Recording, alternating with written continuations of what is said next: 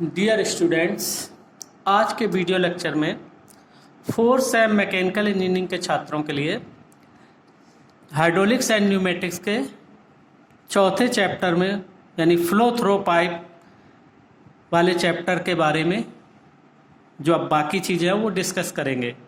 पिछले video lectures में इस चैप्टर से रिलेटेड जो भी बातें थी, जैसे कि what is pipe, utility of pipe, Darcy equation, some definition जैसे weighted perimeter, hydraulic mean depth, hydraulic gradient, Darcy equation, Chezy equation, इसके बाद इसमें याद है siphon, anchor block, surge tank, इनके बारे में डिस्कशन हो चुका था। अब देखो डार्सी इक्वेशन में बताया गया था कि जब कोई द्रव पाइप में प्रवाहित होता है तो फ्रिक्शन के कारण उसकी ऊर्जा में हानि होती है, हेड लॉस होता है। हेड लॉस किस फॉर्म में कि प्रेशर डिफरेंस, यानी प्रेशर कम होता जाता है, यानी कुछ प्रेशर एनर्जी में लॉस होता है। तो अब और भी कारण होते हैं हेड लॉसेस के, तो वो various types of head losses को अब मैं आपको एक्सप्लेन करूंगा कि क्या और कौन कौन से कारण होते हैं जिनके कारण हेड लॉस हो सकता है। तो डार्सी ने तो सबसे पहला कारण बताया था कि head loss due to friction, यानी घर्षण के कारण शीर्ष हानि। तो घर्षण यानी प्रवाह मार्ग की रफनेस है ना, जो पाइप की प्रवाह है, जो उसकी सरफेस है, उसकी रफनेस के कारण और विस्कोसिटी के कारण क्या होता है कि दो तरीके के फ्रिक्शन काम करते हैं। मतलब लिक्विड के, द्रव के अपने मॉलिक्यूल्स में आपस में फ्रिक्शन, और प्रवाह के मार्ग की जो रफनेस है, जो सरफेस रफनेस है, उसके कारण दो तरीके का घर्षण होता है। इसके कारण तरल की ऊर्जा में जो हानि होती है उसे घर्षण शीर्ष हानि कहते हैं।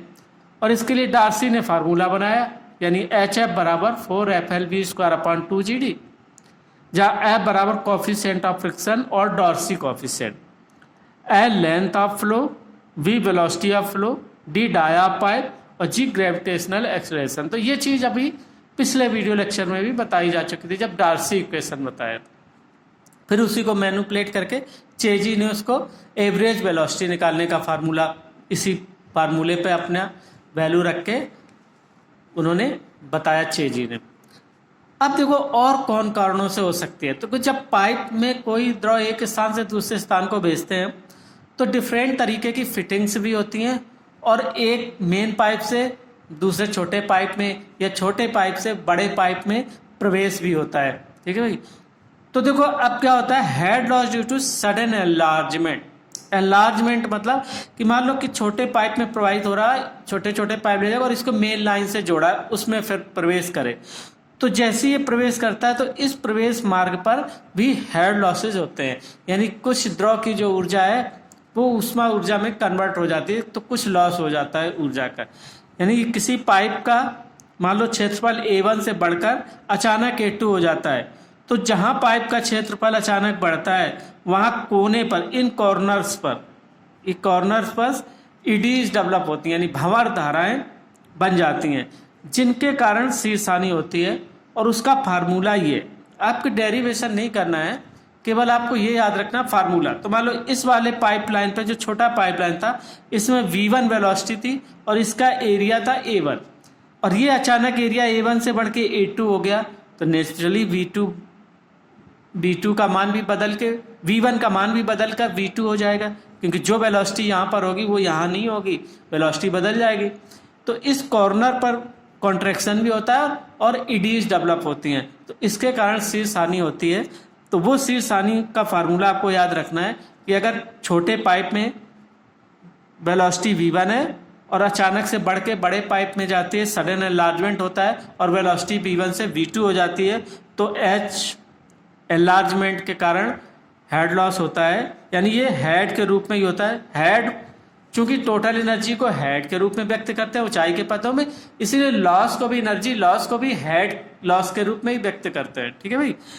तो ये हेड लॉस कितना हुआ, V1 माइनस V2 का होल स्क्वायर अपॉन 2G, जहां V1 छोटे काट के पाइप में द्रव की औसत गति तथा V2 बड़े काट के पाइप में द्रव की औसत। देखो औसत गति लेते हैं हाइड्रोलिक्स में, हमेशा हर क्रॉस सेक्शन पर औसत गति लेते हैं, और औसत गति लेने का हम पिछले भी लेक्चर्स में बता चुके हैं कि कैसे औसत गति निकालते हैं, डिस्चार्ज निकालने के बाद, यानी V बराबर Q अपान A से एरिया ऑफ क्रॉस सेक्शन पता हो और डिस्चार्ज निकालने के बाद ये पता चल जाता है कितनी एवरेज वेलोसिटी से फ्लो के आया होगा द्रव। ठीक है। तीसरे तरीके की हेड लॉस होती है head loss due to sudden contraction और एंट्रेंस, कि जैसे एक बड़े टंकी से रिजर्वायर से और किसी पाइप में प्रवेश करे तो क्या होगा, बड़े से छोटे में प्रवेश, तो head loss due to sudden contraction होगा, या उसको कहते हैं एंट्रेंस। ठीक है, दोनों एक ही चीज, चाहे एंट्रेंस के कारण हो चाहे सडन कॉन्ट्रैक्शन, यानी संकुचन के कारण। संकुचन मतलब बड़े से जब छोटे में जाएगा, पहले अभी बताया छोटे से बड़े में, अब बड़े से छोटे में प्रवेश करेगा तो भी हेड लॉस होता है। तो मान लो कि जैसे ये चित्र है कि बड़ा पाइप है और इससे छोटे में प्रवेश कर रहा है, या ऐसा भी होता है कि जैसे ऐसे कोई एक बड़ी टैंक है और इस टैंक से और इस पाइप में एंट्री कर रहा है एंट्रेंस के कारण, अब यहाँ पर प्रवेश करेगा तो यह भी कॉन्ट्रैक्शन ही है। ठीक है, तो बड़े टैंक से किसी पाइप में प्रवेश करें यानी एंट्रेंस के कारण, या छोटे पाइप से बड़े पाइप से छोटे पाइप में प्रवेश करें, तो इसके कारण मान लो कि सपोज कि एक पाइप का क्रॉस सेक्शन A1 से एकदम घटकर A2 हो जाता है। जब द्रव A1 बड़ी काट से A2 वाले काट में आता है तो पहले काट CC पर जेट संकोच, यानी यहाँ पर जैसे आता है तो क्या होगा, इसका संकुचन होगा, यानी इसकी जो जेट निकलेगी इसका संकुचन होगा और मिनिमम एरिया यहाँ पर आएगा। तो ये जेट संकोच के बनता है, तब बाद में द्रव पाइप में फिर ऐसे पूरा भर के प्रवाहित होगा। पहले यहाँ पर संकुचित होगा, दबेगा, यहाँ पर इसकी जो जेट के एरिया है वो न्यूनतम होगा और फिर इसके बाद पूरे पाइप में फैलेगा, तो पूरा फैल कर बहता है। तो यदि काट 2-2 पर वेग V है तो आकस्मिक संकुचन के कारण शीर्ष हानि SC बराबर 0.05 V²/2G, यानी head loss due to contraction या head loss due to entrance. जैसे ये टंकी से अब इसमें प्रवेश किया तो यहाँ पर तो वेलोसिटी कुछ नहीं थी और ये संकुचित होने के बाद अब मान लो इस काट के बाद इस काट पर वेलोसिटी मान लो V हो जाती है, तो उसके कारण भी हेड लॉस जो होगा SC इक्वल टू संकुचन के कारण 0.5 V²/2G। ठीक है, तो चाहे बड़े पाइप से और छोटे पाइप में प्रवेश करे, चाहे टंकी से किसी पाइप में एंटर करे पाइप, तो उसके कारण हेड लॉस का फार्मूला ये होता है। और जहां पर V जो होगा वो जो छोटे पाइप में जो एवरेज वेलोसिटी होगी जिससे वो फ्लो कर रहा होगा, एवरेज वेलोसिटी से वो वेलोसिटी ली जाती है। अब चौथी, पहली तो head loss due to friction, दूसरा head loss due to sudden enlargement, तीसरा सडन कॉन्ट्रैक्शन या एंट्रेंस। अब चौथी होती है head loss due to obstacle such as, अब पूरी पाइपलाइन बिछी हुई है, उसमें कहीं बीच में व्हील वॉल्व लगा है, उस वॉल्व को खोलते हैं बंद करते हैं तो उसका रॉड जो होता है उस जेट में बाधा उत्पन्न करता है, तो यानी head loss due to obstacle such as valve etcetera, यानी बाधा, आकस्मिक बाधा के कारण जो शीर्ष हानि, वो कैसे निकालते हैं कि यदि A क्षेत्रफल वाले किसी पाइप में प्रवाह के अंतर्गत कोई A0 काट का कोई रुकावट बनती है, यानी ऑब्स्टेकल आ गया, रुकावट आती है, तो इस रुकावट के कारण शीर्ष हानि HO रुकावट के बाद आकस्मिक वर्धन के रूप में होती है। मुख्य कि यहाँ पर रुकावट हुई तो थोड़ी सी जेट दबेगी और फिर पूरी फैल के बहेगी, फिर एनलार्जमेंट हो जाएगा। तो इसके कारण शीर्ष हानि जो होगी KVC माइनस V का होल स्क्वायर अपॉन 2G, जहाँ पर K बराबर होता है A upon A minus A0, जहाँ A पाइप का एरिया है और ये A0 ऑब्स्टेकल का, और CC माइनस 1, जहाँ CC is the coefficient of contraction, ये कोफिशिएंट ऑफ कॉन्ट्रैक्शन है। ठीक है, ये लैब में कैलकुलेशन करते हैं इसके निकालने के लिए, अब वो आपके सिलेबस में नहीं है। तो K का मान रुकावट की प्रकार तथा पाइप के माप पर निर्भर करता है। तो यानी हम यहाँ पर बेसिकली लेते KVC माइनस V का whole square upon 2G। VC क्या है कि जब यहाँ पर कॉन्ट्रैक्शन होता है इस क्रॉस सेक्शन पर वेग, और ये मेन एंट्रेंस का जो वेग है वो, तो VC माइनस V का होल स्क्वायर अपॉन 2G और K इज द कांस्टेंट। तो ये अगर न्यूमेरिकल प्रॉब्लम में आ गया तो ये K का मान दिया रहेगा और संकुचित जेट का भी एरिया दिया रहेगा, एरिया नहीं दिया होगा तो डाया दिया रहेगा, एरिया दिया रहेगा तो एरिया से हम निकाल सकते हैं, यानी अगर डिस्चार्ज दिया रहेगा तो डिस्चार्ज दिया है तो एरिया दिया है तो भी हम V निकाल सकते हैं, चाहे VC निकालना हो चाहे V निकालना हो। ठीक है भाई, वो कंटिन्यूटी इक्वेशन भी लागू करते हैं। हर जगह कंटिन्यूटी इक्वेशन और बर्नौली इक्वेशन तो जरूर लागू होती है कहीं ना कहीं जहाँ ज़रूरत होती है। अब आता है एक head loss due to change in direction. अब क्या होता है कि पाइप फिटिंग करते हैं तो फिटिंग करते समय कभी कभी पाइप को डायरेक्शन भी बदलना होता है, किसी और एंगल पे मोड़ के कहीं और ले जाना होता है। जब फ्लो कर रहे हैं भाई फिटिंग्स में तो सबने देखा होगा कि ऊपर से नीचे ला रहे हैं फिर अंदर कहीं ले जा रहे हैं, तो ये डायरेक्शन भी चेंज होती है, तो वहाँ भी हेड लॉस होती है। तो देखो ये हेड लॉसेस क्यों लेते हैं, क्योंकि हेड लॉस जब हमें पता चल जाएगी तो हमें ये पता होगा कि फाइनली हेड हमें कितना मिलेगा। तो हमें अगर इसको इस हेड तक पानी चढ़ाना है तो हमें कितनी एक्सटर्नल एनर्जी देनी पड़ेगी, उसी हिसाब से उसमें पंप को लगाएंगे कि वो पंप कितना वर्क कर सकता है जो कि इसमें इतनी एक्सटर्नल एनर्जी मिल सकती है। तो इसलिए हेड लॉसेस को कैलकुलेट करते हैं कि ओवरऑल हेड लॉसेस क्यों होती हैं। ठीक है भाई, क्योंकि बर्नौली के अनुसार तो जहाँ से अगर हम द्रव भेजें वहाँ जो ऐड होगा लास्ट में भी वही ऐड होना चाहिए, ये बर्नौली का बेसिक थ्योरम है। लेकिन उस बेसिक को हम कंसीडर करते हुए तो जब हम प्रैक्टिकली कोई चीज़ देखते हैं, सर्च करते हैं, तो हमें ये सारी चीज़ें एनालिसिस होती हैं, तभी ये हेड लॉसेस का निकल के आए कि देखो फिर विचार किया हुआ कि इतना हेड लॉस हुआ तो ये हेड लॉस किन किन कारणों से हुआ होगा, तब फिर उसको बैक स्टडी की, फिर टोटल हेड लॉस निकाला कि इसके कारण हुआ। ठीक है भाई, तो इसीलिए बर्नौली इक्वेशन जो है वो बेसिक प्रमेय है, उसको आधार मानते हुए बाकी चीज़ें जो है वो फ्लो से रिलेटेड जितनी भी चीज़ें हैं उनको फिर हम स्टडी करते हैं। तब head loss due to change in direction, तो मान लो ये पाइप चल रही थी या ये चल रही थी, अचानक इसको बदल दिया तो इस जगह पे भी लॉसेज होंगे। तो उसके लिए कितना लॉस होता है कि एच बी बैंड के कारण के वी स्क्वायर अपॉन 2G, जहाँ के बैंड एंगल पर निर्भर करता है। अगर 90 डिग्री एंगल है तो के बराबर 1 लेते हैं, बाकी और एंगल के लिए के का मान अलग अलग निकाला गया है। ठीक है भाई, और हो सकता है।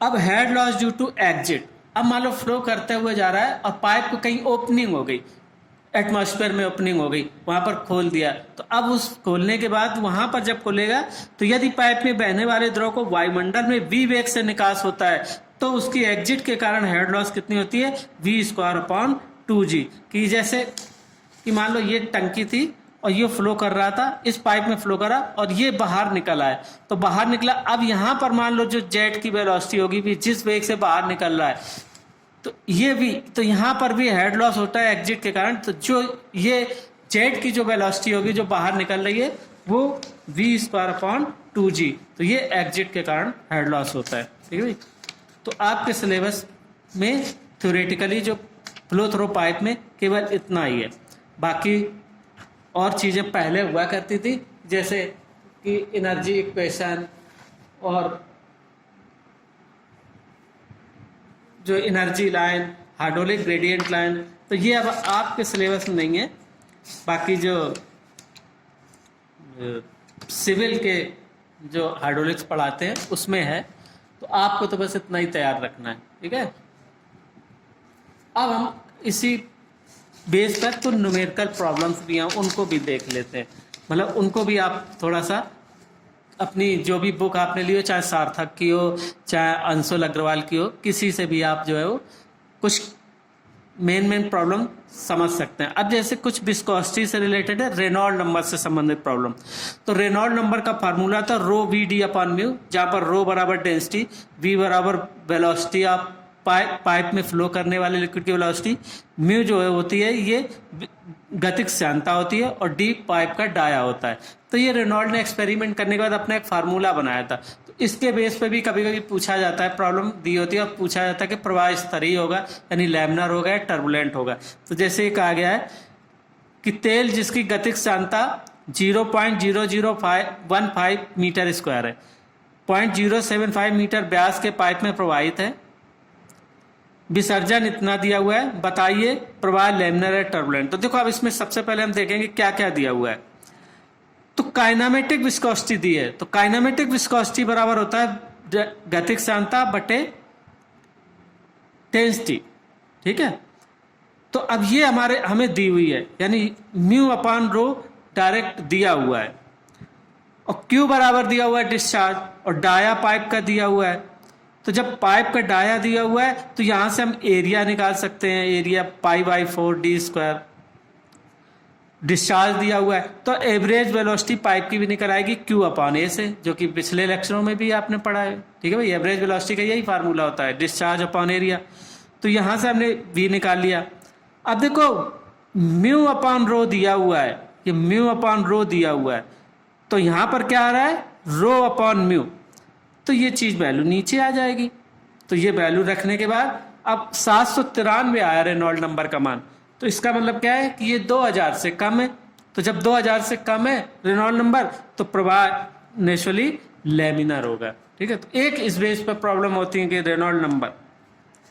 अब एक उसी रेनॉल्ड नंबर पर आधारित एक और दूसरे तरीके की भी प्रॉब्लम है। इसमें तो काइनेमेटिक विस्कोसिटी दी थी, यानी म्यू अपॉन रो दिया था। अब मान लो एक ये सवाल है, प्रश्न है कि पाइपलाइन में प्रवाह का रेनॉल्ड नंबर दिया हुआ है 1750 है, पाइप का व्यास 5 सेंटीमीटर है, यानी पाइप का व्यास भी दिया हुआ है, तरल की गतिक श्यानता 0.002 मीटर स्क्वायर सेकेंड है। गतिक श्यानता यानी काइनेमेटिक विस्कोसिटी, क्योंकि काइनेमेटिक विस्कोसिटी की इकाई मीटर स्क्वायर पर सेकेंड होती है ना। ये इकाई का विशेष ध्यान देना, हमने स्टार्टिंग में जब प्रॉपर्टीज ऑफ फ्लूइड पढ़ा था तभी कहा था कि viscosity, kinematic viscosity, poise, stroke, metre square पर सेकेंड, इनको क्लियर याद रखना है कि एक स्ट्रोक बराबर कितना, एक पॉइस बराबर कितना, एक सेंटी पॉइस बराबर कितना, ये हमेशा याद रखना है। तो देखो क्या क्या दिया हुआ है इसमें। अब विसर्जन दिया हुआ है, विसर्जन लीटर पर सेकेंड में निकालना है, हमें विसर्जन निकालना है। अब देखो रेनॉल्ड नंबर दिया हुआ है, तो देखो क्या करेंगे कि जब रेनॉल्ड नंबर दिया हुआ है और डाया दिया हुआ है तो एरिया निकल आएगा, है ना। डाया दिया हुआ है तो 0.05 मीटर, रेनॉल्ड नंबर दिया हुआ है और म्यू अपॉन रो दिया हुआ है। तो रेनॉल्ड नंबर होता है rho upon mu into v into D. अब v का मान कहाँ से निकालेंगे, इस v का मान एवरेज Q अपॉन ए से और इंटू डी। तो इसीलिए अभी हमने एरिया नहीं निकालना कि डी यहाँ भी आएगा, यहाँ π/4 डी स्क्वायर आएगा। तो अब Q upon π/4 square into D square into D, और ये सभी वैल्यू रख दी, तो एक डी से एक डी कैंसिल हो जाएगा, तो क्या हो जाएगा कि फिर आया π/4 डी स्क्वायर, तो ये वैल्यू आ गई। तो Q का मान निकल आया मीटर क्यूब पर सेकेंड में, तो इसको हमने लीटर पर सेकेंड बदला, क्योंकि 1 लीटर बराबर होता है 10⁻³ मीटर क्यूब। ठीक है, तो इसके आधार पे ये लीटर पर सेकेंड में निकाल लिया। तो ऐसा भी हो सकता है, कभी इसी कॉम्बो प्रॉब्लम हो सकती है कि ये दिया हो, फिर डाया दिया हो, फिर क्या एवरेज वेलोसिटी पूछे, फिर कुछ भी पूछ सकता है ऐसे। तो सब जगह कंटिन्यूटी का उपयोग करेंगे, कहीं एवरेज वेलोसिटी के फार्मूले का उपयोग करेंगे और कहीं पे रेनॉल्ड नंबर का उपयोग करेंगे। तो ये तो हो गई Reynold number, average velocity, discharge, ये निकालने से रिलेटेड कोई भी अब इसी में घुमा फिरा सकता है थोड़ा सा। तो एक आध और कहीं देख लेना भाई अपनी किताब में प्रॉब्लम। अब आते हैं पाइप से संबंधित आप डार्सी फार्मूला कि 20 सेंटीमीटर व्यास तथा 60 मीटर लंबाई की पाइप से, अब देखो सेंटीमीटर, मीटर, इन चीज का विशेष ध्यान देना है, सारी यूनिट एक ही में कन्वर्ट करते हुए सॉल्यूशन करना है। तो 20 सेंटीमीटर व्यास तथा 60 मीटर लंबाई की पाइप से पानी का प्रवाह 2.5 मीटर पर सेकेंड की गति से होता है, यानी एवरेज वेलोसिटी दी है। घर्षण के कारण शीर्ष हानि ज्ञात कीजिए और डार्सी सूत्र में F बराबर इतना और चेजी सूत्र जिसमें C बराबर 55। चेजी का भी उपयोग करना है क्योंकि चेजी का भी दिया हुआ है C का मान। तो देखो इसमें जो जो दिया हुआ है पहले हम देखें क्या क्या दिया था कि पाइप का डाया दिया है 20 सेंटीमीटर, तो उसको मीटर में बदल लिया। L 60 मीटर है तो 60 मीटर रहने दिया। V बराबर 2.5 मीटर पर सेकेंड है। अब डार्सी फार्मूला से क्या होता है, HF बराबर 4FL/V²/2GD। अब देखो F का मान भी दिया हुआ है, L भी दिया हुआ है, V भी दिया हुआ है, G 9.81 लेंगे और डाया का मान दिया हुआ है। तो आपका HF का मान निकल आया। अब क्या कह रहा है, अब हमें इसकी एवरेज वेलोसिटी फिर से निकालना है, जबकि चेजी कांस्टेंट ये दिया हुआ है। अब हमें चेजी फार्मूला लगाना होगा। क्या लगाना होगा, चेजी फार्मूले M बराबर होता है D/4 जब अभी हमने 6G फार्मूला पढ़ाया था, तो m बराबर d/4, क्योंकि पूरा पाइप भरा है, पूरे पाइप भरे में उसकी हाइड्रोलिक मीन डेप्थ d/4 होती है ना, क्योंकि area upon weighted perimeter π/4 d² upon πd, तो d/4 आएगा। तो m निकाल लिया। I इक्वल टू होता है HF अपॉन L, तो HF अभी आपने ये निकाली है और लेंथ दी हुई है 60 मीटर, तो I का मान निकाल लिया। तो 6G फार्मूला होता है V इक्वल टू C√mi से 2.5 और 55 अंदर में आ जाएगा 0.5 इंटू HF अपॉन L, तो दोनों का वर्ग कर दोगे तो इसके कारण हेड लॉस कितना निकलेगा, 6G के फार्मूले से ये निकल के आया। ठीक है, हेड लॉस डार्सी के फार्मूले से ये आया और 6G के फार्मूले से ये आ गया। तो ऐसे भी 6G डार्सी का भी उपयोग करने को दे सकते हैं, कभी कंबाइंड प्रॉब्लम दे सकते हैं। ठीक है भाई, तो अब कुछ और चीज़ों से भी रिलेटेड प्रॉब्लम्स हैं, जैसे वाटर हैमर फिनोमेना। हमने अभी इसी चैप्टर में वाटर हैमर फिनोमेना पढ़ाया था ना, कि change in rate of change of momentum वो फोर्स के बराबर होगा, यानी प्रेशर फोर्स के बराबर। तो उसके बाद प्रेशर बराबर क्या होगा, तो ये फार्मूला उसमें निकाला था कि बॉल पर दाब वृद्धि है ना, इंक्रीज इन प्रेशर, जिसके कारण वाटर हैमर इफेक्ट दिखाई देता है। तो इसी दाब वृद्धि के कारण उसमें थ्रस्ट लगता है, जिसके कारण खटखट की आवाज़ होती है, और कभी कभी पाइप में इतना ज़्यादा प्रेशर अगर डेवलप हो जाए कि फट भी सकता है। तो अब इससे रिलेटेड प्रॉब्लम, तो ये फार्मूले से क्या, किसी एक पाइप की लंबाई 981 मीटर है, यानी एल का मान दिया है, जिसके एक सिरे पर लगे बॉल पर दाब वृद्धि ज्ञात करो। यदि बॉल को बंद करने में 50 सेकेंड का समय लगे, पानी का वेग पाइप में 1.5 मीटर पर सेकेंड है, तो small w L V upon GT। अब देखो पानी के लिए स्मॉल w क्या आता है, 1000 इंटू 9.81, स्मॉल w बराबर रो जी बराबर रो बराबर होता है 1000 और इंटू 9.81। ठीक है भाई, v का मान दिया हुआ है, ग्रेविटेशनल एक्शन 9.81 लेते हैं और टाइम 50 सेकेंड दिया है, तो तब कितना प्रेशर आएगा, 3000 kg पर metre square, kg of force, यानी इसको हम कहते हैं न्यूटन पर मीटर स्क्वायर। ठीक है भाई, तो ये दाब वृद्धि निकलेगी। तो भाई अब इसी चैप्टर से रिलेटेड कुछ प्रॉब्लम अभी हम अगले वीडियो लेक्चर में और एक्सप्लेन करेंगे, और इसके बाद ये चैप्टर फिर समाप्त करेंगे, फिर हम नेक्स्ट चैप्टर शुरू करेंगे। ठीक है, ओके भाई, थैंक यू।